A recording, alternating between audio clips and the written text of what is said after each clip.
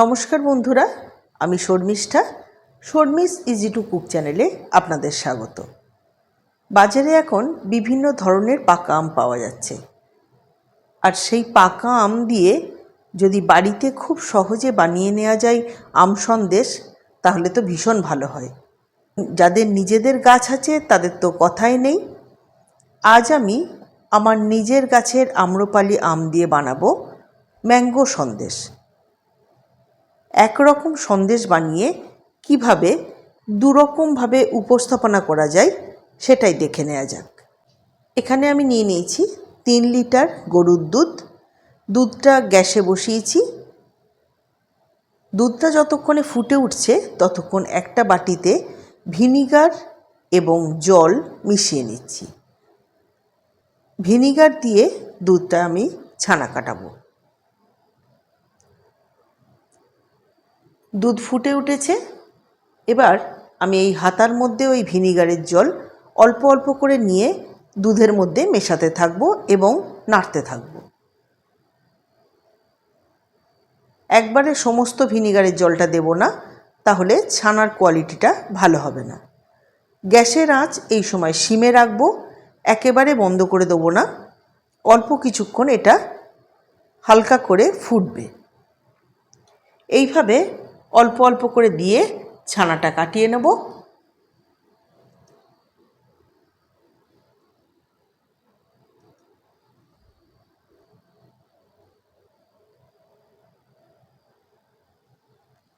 দেখতেই পাচ্ছেন দুধের রঙটা আস্তে আস্তে অন্যরকম হয়ে যাচ্ছে, অর্থাৎ স্বচ্ছ একটা জল তৈরি হচ্ছে, অর্থাৎ ছানা কেটে গেছে।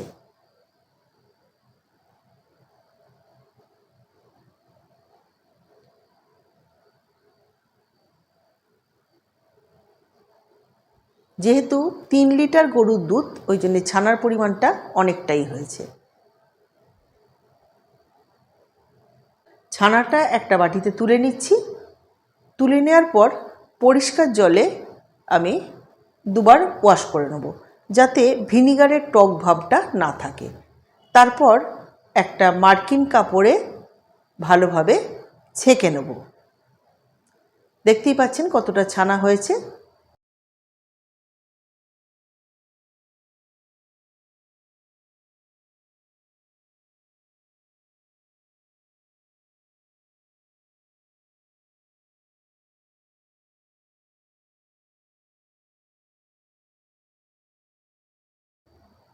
এই ছানাটা আমি পরিষ্কার জলে ধুয়ে নেব এবং এই পাতলা কাপড়টাতে ছানার জলটা ঝরতে দেব। এই সময় আমের একটা জেলি তৈরি করে নিই। অল্প একটু আমের পাল্প নিয়েছি। যেহেতু পরিমাণে অল্প করব, সেই জন্য অল্প পরিমাণ পাকা আমের পাল্প নিয়েছি। তার সাথে নিয়ে নিচ্ছি একটু বেশি পরিমাণ চিনি, অর্থাৎ আমের পাল্পটা যাতে জেলির মতো হয়।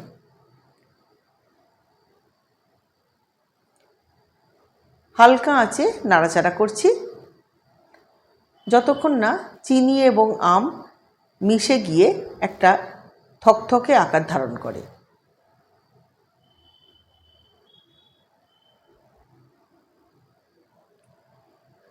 এই সময় বলে রাখি, আমার চ্যানেলের যারা নতুন বন্ধু তারা অবশ্যই চ্যানেলটা সাবস্ক্রাইব করে নেবেন এবং পাশে থাকা বেল আইকনটিকে ক্লিক করে রাখবেন, যাতে সমস্ত রান্না সবার প্রথম আপনার কাছে গিয়ে পৌঁছায়। অবশ্যই লাইক এবং শেয়ার করবেন, আর কমেন্ট বক্সে জানাতে ভুলবেন না রান্নাটা আপনার কেমন লাগলো। জেলিও তৈরি হয়ে গেছে, এদিকে ছানার জলও ঝরে গেছে। ছানাটা জল ঝরে শক্ত আকার হয়ে গেছে। কাপড়ের টুকরো থেকে ছানাটা বার করে নিয়ে হাত দিয়ে খুব ভালোভাবে মেখে নিচ্ছি। এই ছানা যত ভালো মাখা হবে, সন্দেশের কোয়ালিটিও তত ভালো হবে। প্রথমে হাত দিয়ে এইভাবে ভেঙে নিয়ে হাতের তালু দিয়ে এইভাবে ছানাটা পিষব, অর্থাৎ একদম মিহি করব। মিনিট 5 ছানাটা এইভাবে পিষে নিতে হবে।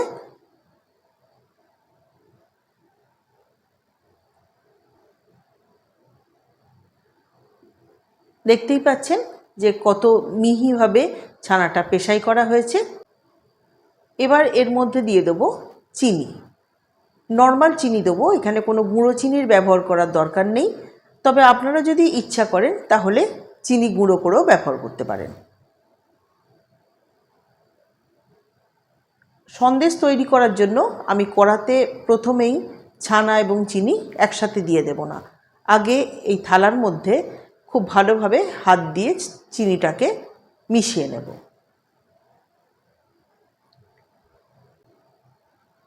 চিনিটা এইভাবে ছানার সাথে ভালোভাবে মিশিয়ে নিলে সন্দেশের কোয়ালিটিটা অনেক ভালো হবে। আপনারাও কড়াতে একসাথে ছানা এবং চিনি দিয়ে পাক করবেন না, আগে আমি যেভাবে দেখালাম সেইভাবে হাত দিয়ে মিশিয়ে নেবেন। দেখে বুঝতে পাচ্ছেন যে ছানাটা কত মিহি হয়েছে এবং চিনিটাও এর মধ্যে মিশে গেছে।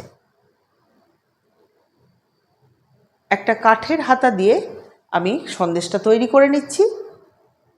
সন্দেশ কাঠের হাতা দিয়ে তৈরি করলে তার গন্ধ এবং কোয়ালিটি দুটোই ভালো হয়। মিষ্টির দোকানেও দেখতে পাবেন যে তারা কাঠের হাতা দিয়েই সন্দেশ তৈরি করে।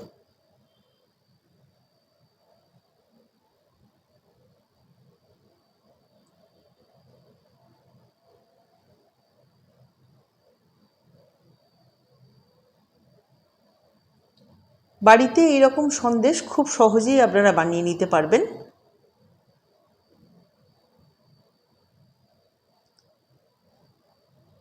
তবে গ্যাসের আঁচ স্লো থেকে মিডিয়ামে থাকবে, কখনোই গ্যাসের আঁচ হাই করবেন না, তাহলে সন্দেশ পুড়ে যাবে। সন্দেশটা কিছুক্ষণ পাক হওয়ার পরে আমি আমের পাল্প দিয়ে দিলাম, আর দিয়ে দিলাম কিছুটা ম্যাঙ্গো এসেন্স।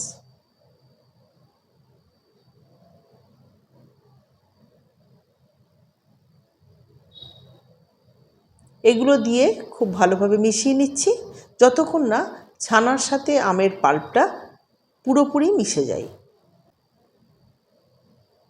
খুব ভালোভাবে নাড়াচাড়া করতে হবে, নাড়া বন্ধ করলে হবে না, তাহলে ছানাটা কড়ার নিচে লেগে যাবে এবং তাতে স্বাদটাও খারাপ হয়ে যাবে। পাক প্রায় হয়ে এসছে, এই সময় আমি দিয়ে দিলাম বেশ কিছুটা গুঁড়ো দুধ। আমি এখানে আমুল স্প্রে ব্যবহার করেছি। গুঁড়ো দুধ দিলে সন্দেশের টেক্সচারটাও ভালো হয় আর গন্ধ এবং স্বাদটাও খুব ভালো হয়। দেখে বুঝতেই পাচ্ছেন যে বাড়িতে তৈরি করাটা মোটেই খুব শক্ত কাজ নয়, আপনারা সকলেই এটা পারবেন। আমের পাল্পটা আমি আমটাকে হাত দিয়ে চটকে নিয়ে মিক্সিতে পিষে নিয়েছি।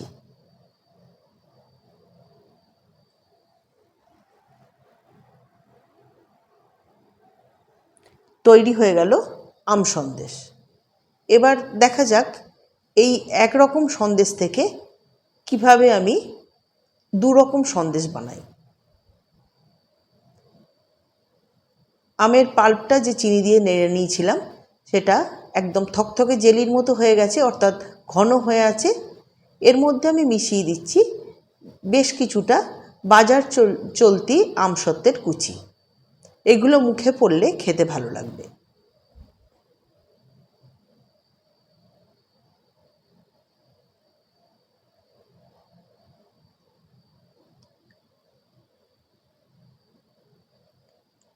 এই সন্দেশ থেকে কিছুটা পরিমাণ নিয়ে প্রথমে আমি বানিয়ে নেব আম সন্দেশ।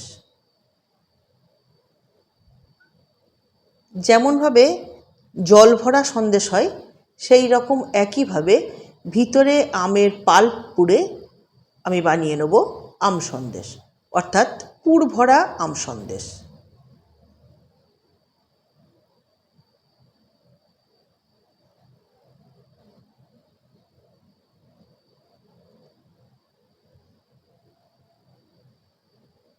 পরিমাণটা খুব বেশি দেওয়া যাবে না, তাহলে ফেটে বেরিয়ে যাবে। ভিতরে পুরে দিয়ে এইভাবে মুখটা বন্ধ করে একদম সমান করে নেব। আর যেহেতু আমের পাল্পটা আমি ঘন করে নিয়েছি, অর্থাৎ আমের জেলিটা ঘন করে নিয়েছি, সেই জন্য বেরিয়ে আসার সম্ভাবনা কম। দেখুন আমি আমের কিভাবে শেপ দিচ্ছি। এর জন্য কোনো রকম ছাঁচ বা কোনো কিছুর দরকার নেই, হাত দিয়েই এইভাবে করা যায়।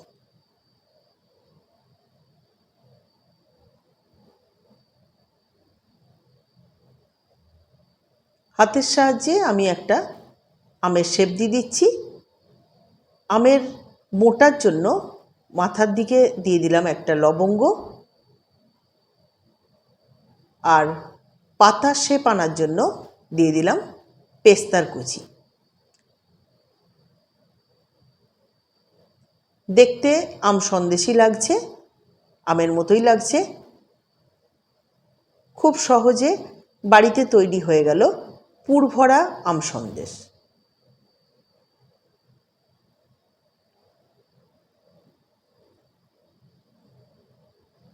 এইভাবে আমি কয়েকটা আম সন্দেশ তৈরি করে নিলাম।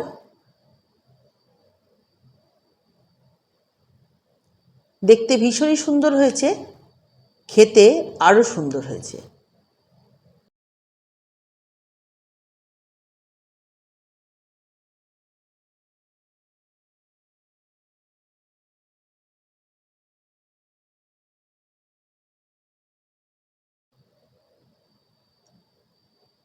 এবার আম সন্দেশটা আমি কেটে দেখাচ্ছি, দেখে নিন যে ভিতরে জেলিটা কেমন লাগছে। দেখে যদি এত ভালো লাগে তাহলে এটা খেতে কতই না ভালো হয়েছে।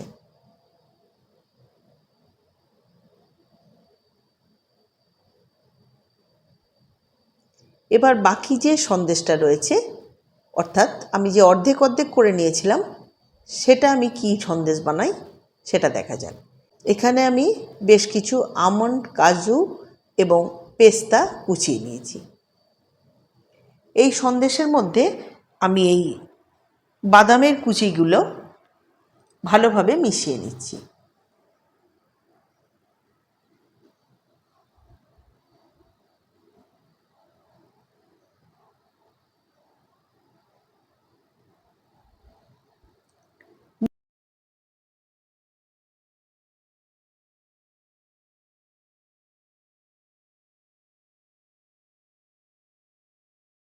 নিয়ে নিয়েছি বাজার চলতি আমসত্ত্ব।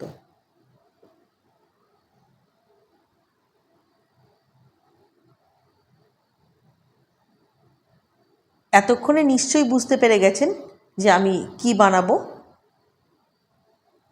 বানাবো আম সন্দেশ দিয়ে আমসত্ত্ব মিষ্টি, অর্থাৎ গঙ্গা জলে গঙ্গা পুজো। আমসত্ত্বর ভেতরে থাকবে আম সন্দেশ। সন্দেশের মধ্যে যেহেতু ওই বাদামের কুচিগুলো, বিভিন্ন ধরনের বাদামের কুচিগুলো আমি মিশিয়ে নিলাম, ওগুলো মুখে পড়লে খেতে ভীষণই ভালো লাগে। এবার অল্প অল্প পরিমাণ সন্দেশ নিয়ে আমি একটু লম্বাটে করে তৈরি করে নেব।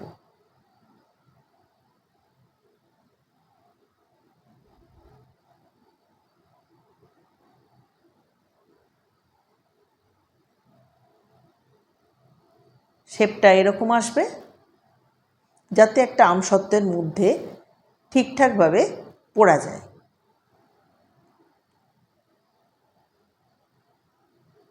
এই রকমভাবে পুরব যাতে আমসত্ত্বর দুদিকটাতে সন্দেশটা অল্প একটু বেরিয়ে থাকে।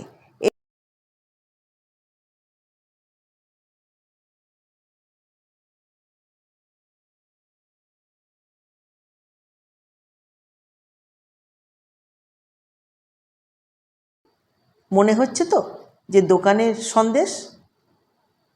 তাহলে কত কম পরিশ্রমে, কত সহজে বাড়িতে আপনি নিজেই বানিয়ে নিতে পারবেন এই আমসত্ত্ব সন্দেশ।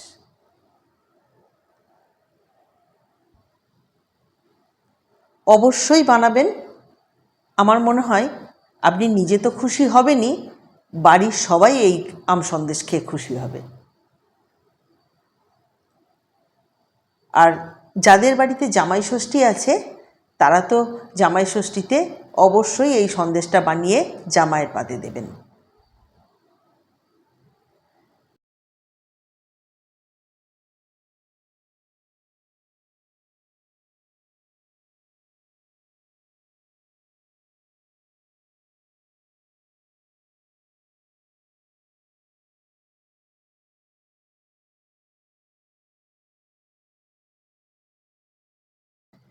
পুরোপুরি দোকানের মতো স্বাদের আম সন্দেশ। দেখতে ভীষণই লোভনীয় হয়েছে, খেতে আরও সুস্বাদু হয়েছে। অবশ্যই বাড়িতে বানাবেন আর আমাকে কমেন্ট বক্সে জানাবেন যে সবার কেমন লেগেছে। দেখা হবে আবার নেক্সট ভিডিওতে অন্য কোনো নতুন রান্না নিয়ে।